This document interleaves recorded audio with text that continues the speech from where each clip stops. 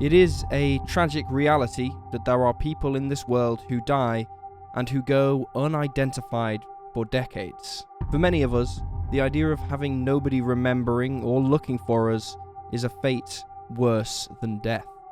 For the people who go nameless, it's a legacy that cannot be changed without the help of the living. In criminal cases, unidentified bodies go by the stand-in names of Jane or John Doe. In today's video, we'll be exploring 3 Jane and John Doe cases from the United Kingdom.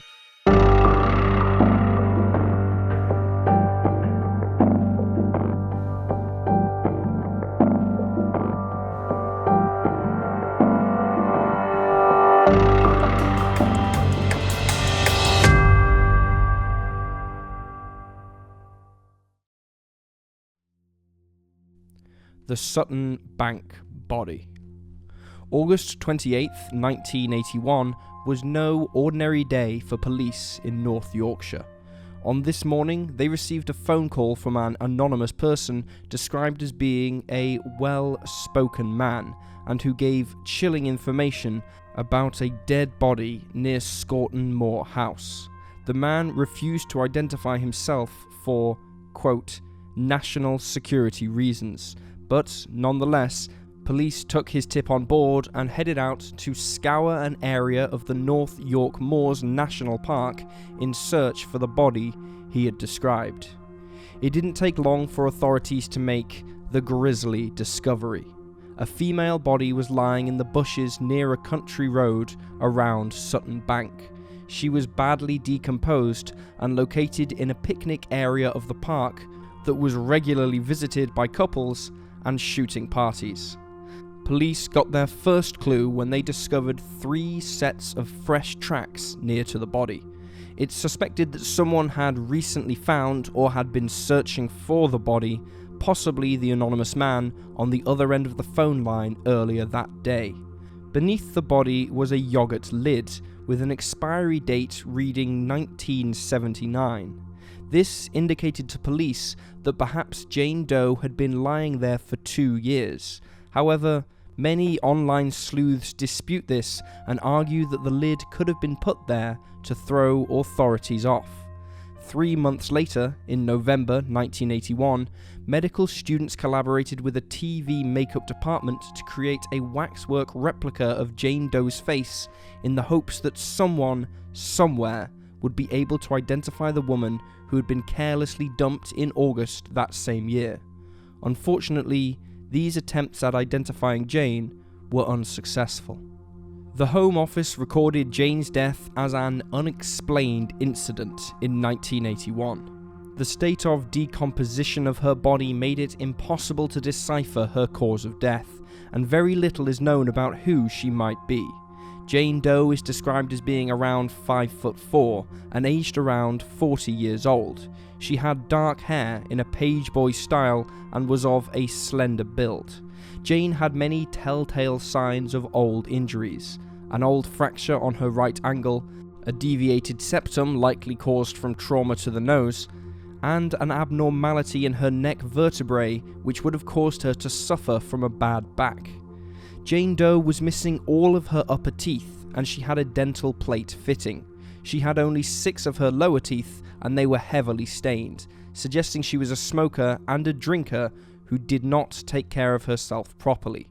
She had pink Max Factor brand nail polish on her toes and wore a shoe size 4. Jane was found naked and with no other personal items or items of clothing. Several appeals for information in Jane's case were made over the years, and her body was exhumed in 2012, but, once again, no information was found that could lead to her identity or her killer, although a full DNA profile is now available for comparison. Theories on what happened to Jane Doe or who she is range from Jane being an escaped prisoner from the nearby Arkham Grange, or that she was a missing secretary from Hull, or a butcher's wife who vanished when she went to buy a new car. These 3 theories have all since been disproven, however. Many believe that the anonymous caller who led police to the body was somehow involved in the murder. However, there is no evidence that he is connected, and this theory is simply online speculation.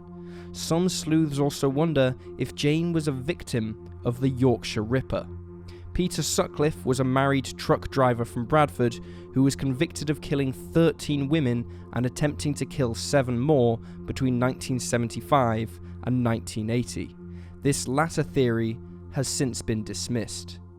Also known as the Nude in the Nettles, Jane Doe has remained unidentified for almost 40 years. Her case is still open, but police can only investigate so much when there are no new leads in the case. The Burton John Doe.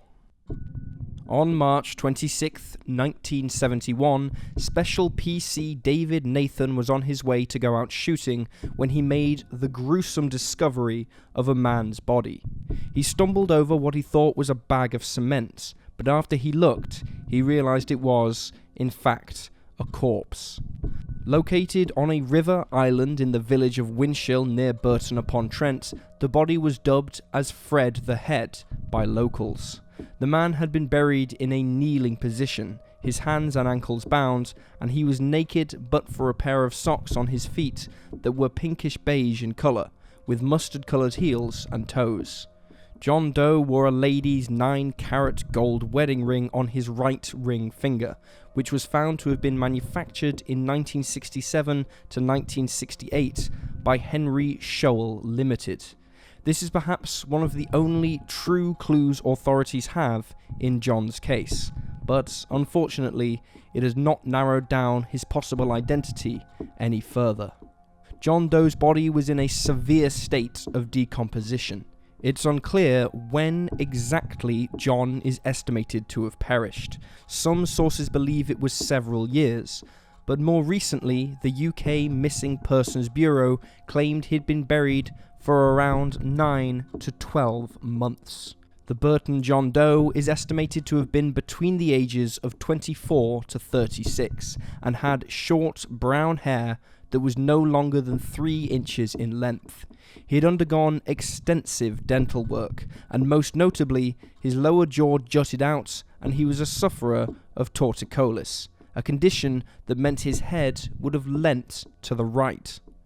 Many hoped that these distinguishing features would have finally brought John Doe's true name to light, but this has not been the case. The closest authorities got to identifying John was in 2017, when police thought that perhaps John was a missing milkman named John Henry Jones, who disappeared in November of 1970. However, once the family came forward following a Crime Watch appeal, it was found that John Doe had no relation to John Henry Jones. A court reporter turned author, Michael Posner, proposed in his book Fred the Head and Other Unsolved Mysteries that John Doe was a missing father of 3 named Michael Edge. He went missing from Watford around the same time that Burton John Doe was discovered. It's unknown if police have considered this lead.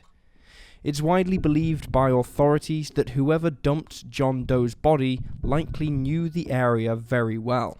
Back in 1971, the area had only 2 routes into it. One entrance was across a gated and locked bridge, and the other was across Burton Bridge. But to get there in the first place, the killer would need to have followed a rough track and gone through fields. Given that neither path was well known, it seems likely that someone local was the perpetrator. Unfortunately, that is all available information on the Burton John Doe. He continues to remain unidentified, and his killer has escaped justice for almost 50 years. The Bedsbury Forest Jane Doe. On October 23, 1979, in Bedsbury Forest, Kent, a woman riding horseback through the trails was shocked to find the dead body of a woman lying in the brush. Jane Doe was found with no ID and has remained nameless for 4 long decades. Jane was found wearing black shoes, a black polo neck jumper, a yellow blouse, and a homemade black and white floral dress made from furniture fabric. She was described as having a thin build, standing approximately 5'1", and was possibly Eastern European. Her hair was brown and shoulder length, and her eyes were brown too. It's believed that she may have given birth to at least one child in her lifetime, and was thought to be between the ages of 30 to 35, but potentially as young as her mid-20s. Jane's cause of death was the result of a beating. She had suffered massive head injuries, and a blood-soaked wooden stake was found near to her body. Police identified this as the murder weapon. She had been dead for approximately 5 days. Her autopsy showed that Jane had suffered an ectopic pregnancy, which is when a fertilized egg implants itself outside of the womb. It's likely that Jane would have been in severe pain, and she may have sought out medical attention thinking she had appendicitis, as the pain would have been on her right side. Jane had poor dental hygiene. Her molars were worn down and her wisdom teeth were present. Her teeth had visibly decayed, although there was no signs that she was a smoker. Authorities suspect that Jane Doe was a hitchhiker with no permanent address who started out in North England. Many wonder if she was perhaps a sex worker who worked out of the Spitalfields market. An appeal was made for information on Jane's identity and killer via BBC's Crime Watch, once in 1984 and once again in 1999. The main lead in Jane Doe's case was her homemade, unique dress. The 1984 Crime Watch appeal asked for the dressmaker to come forward. The dress had been altered twice, once to the hem and once again to the chest area. In 1999, when the show appealed for information once again, it was announced that the dressmaker had come forward and said that the dress had been given to a charity shop in Worcestershire. Crime Watch presenters asked for the dress alterer to step forward, but nobody ever did.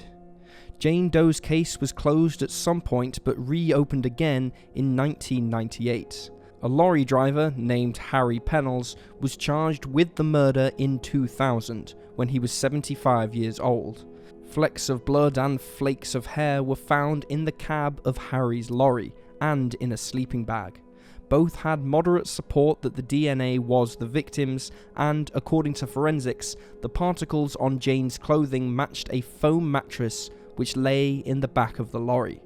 The trial lasted 4 weeks, and the prosecution presented the theory that Harry, who was 54 years old at the time, had picked up Jane Doe whilst she was hitchhiking, before beating her to death with the wooden stake found next to her body in Bedsbury Forest.